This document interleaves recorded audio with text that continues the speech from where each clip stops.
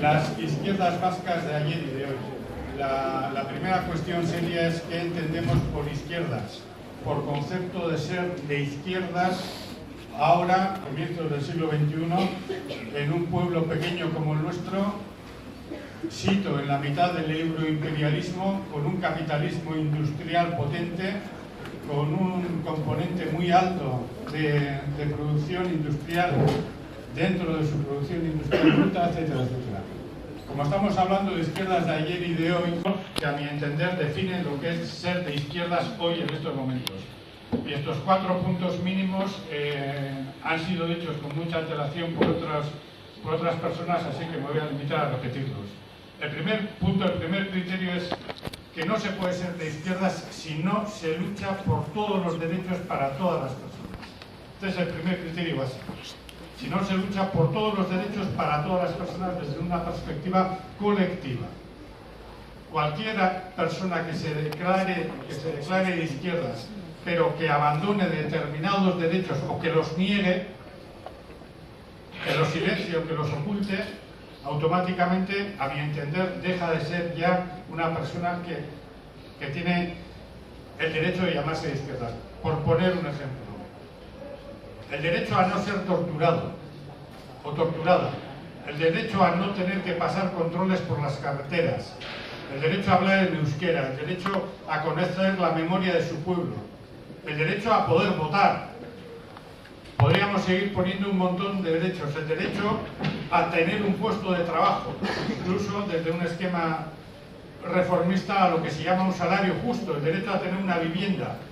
Podríamos seguir hablando de otros derechos más asumidos oficialmente. Pero los derechos cotidianos, los derechos que en nuestro pueblo los vemos diariamente conculcados, aquella persona que no defienda esos derechos automáticamente no puede ser definida de izquierdas. La segunda categoría o la segunda precisión es el concepto de propiedad privada. ¿Cómo se puede permitir que una persona, un pueblo, una clase social, un colectivo, el que fuere, sea tratado, sea tenido en la práctica como propiedad privada de otra persona, de otro pueblo, de otro colectivo? ¿Cómo se puede rebajar a un ser humano, a un colectivo humano, a mera propiedad de otro? ¿Cómo puede tratarse, como está pasando en estos momentos con la excusa de la ayuda, cómo puede tratarse a Haití como un pueblo que es propiedad ya de los Estados Unidos? ¿Cómo puede tratarse a una mujer como propiedad del hombre? ¿O cómo puede tratarse a un continente entero, África, como propiedad del Occidente? ¿O cómo puede tratarse a los vascos y a las vascas como propiedad de los españoles y los franceses? Donde irrumpe la propiedad privada, desaparece el derecho, desaparece la libertad, desaparece la dignidad. La propiedad privada es la expresión directa de la injusticia y de la explotación. Luego, cualquier persona de izquierdas que tolere cualquier realidad o que justifique cualquier instante de propiedad privada ya automáticamente deja de definirse, de poder definirse como de izquierdas. El tercer criterio, por tanto, es si defendemos todos los derechos para todas las personas y si en esa lucha por todos los derechos y por todas las personas ponemos el criterio de propiedad privada como el objetivo a superar históricamente, ¿cómo nos podemos definir de izquierdas cuando entendemos o cuando asumimos que sea normal que se prohíba a los pueblos el derecho a su autodeterminación, que se prohíba a las naciones el derecho a ser propietarias de sí mismas? Al fin y al cabo, ¿qué es la independencia? La independencia es recuperar la propiedad de sí, la propiedad colectiva de sí. Eso es la independencia. ¿Qué es la independencia de una mujer? Lograr su libertad mediante el divorcio. ¿Qué es la independencia del movimiento obrero? Recuperar las fábricas que corresponden a quien las trabaja. Y la independencia del campesinado, ¿cuál es? Recuperar las tierras porque son ellos los que las trabajan. ¿Cuál es la independencia de los pueblos de América Latina? Expulsar a las transnacionales españolas incluidas, a las norteamericanas, y avanzar en su propia recuperación económica y cultural. ¿Cuál es la libertad para Euskal Herria? Desde este criterio, la independencia.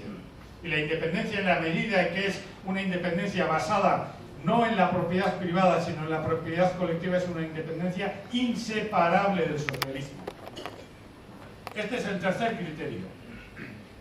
Se puede hablar de democracia, pero entender que las relaciones económicas dominen a los pueblos, aunque políticamente sean formales, aunque formalmente sean independientes en lo político, cuando están sujetos económicamente a los mandatos de la Organización Mundial del Comercio, del Fondo Monetario Internacional, de la banca, etc.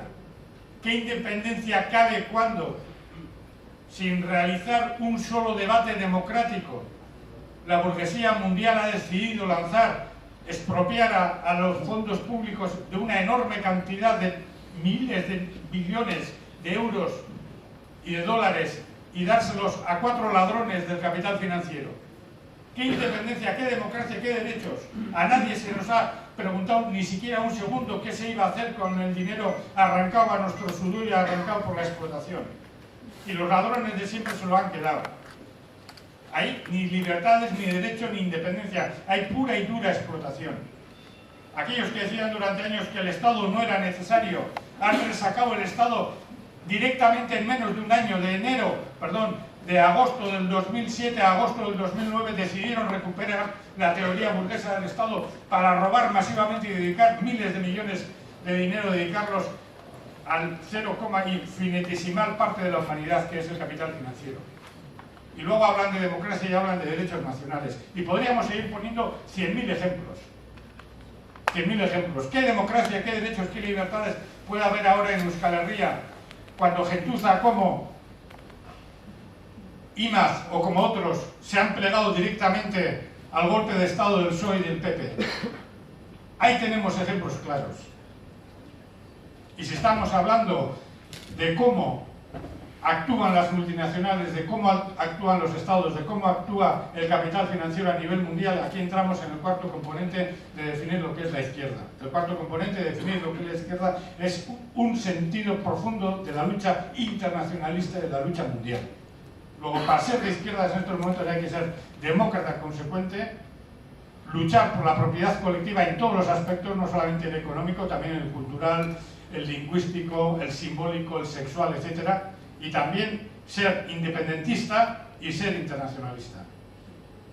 Y esto había que recuperarlo en estos momentos. Y en estos momentos teníamos que recuperar y sacar de la historia de la lucha de clases en Euskal Herria, sacar todo esto a colación. Porque hay una política deliberada de imponer el silencio, de imponer la amnesia, de impedir que extraigamos lecciones del pasado para no repetirlas ahora en el futuro. Y tenemos que hacer ese esfuerzo sistemático de descubrir cuáles fueron los méritos, los aciertos y cuáles eran las limitaciones insalvables de todas aquellas personas que lucharon antes que nosotros. Y aquí se ha abierto un intento que va a continuar en el tiempo de reflexionar creativamente sobre todo eso. Y tenemos que llegar a la conclusión clara y precisa que si tenemos que y debemos avanzar en la emancipación de Euskal Herria, tenemos que empezar a definir con concreción y con cuidado metodológico cómo tienen que ser nuestros argumentos, cómo tiene que ser nuestra práctica, cómo tienen que ser nuestros pasos, cómo tienen que ser nuestras explicaciones para llegar a todos aquellos sectores de la población que por muchas razones ni pueden estar aquí ni quieren estar aquí.